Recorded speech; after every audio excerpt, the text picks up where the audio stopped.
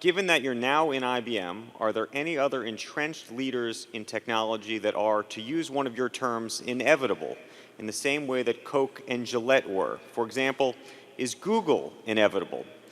Is it reminiscent of the advertising agencies you owned in the 1970s, i.e. a toll bridge on all digital spending that's highly likely to keep growing over time?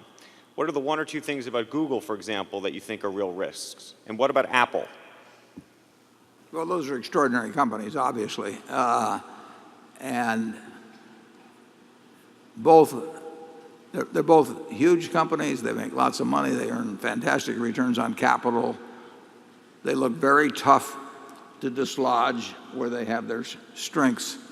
I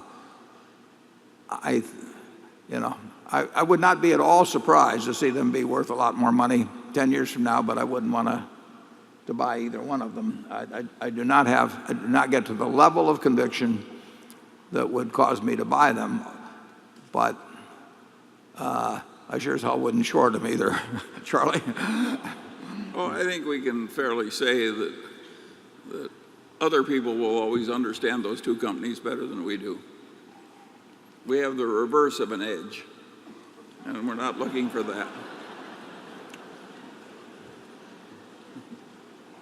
Now he's going to say, isn't the same thing true in IBM? Well, I don't think it is.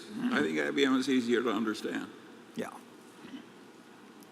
The chances of being way wrong in IBM are probably less, at least for us, than being way wrong with Google or Apple.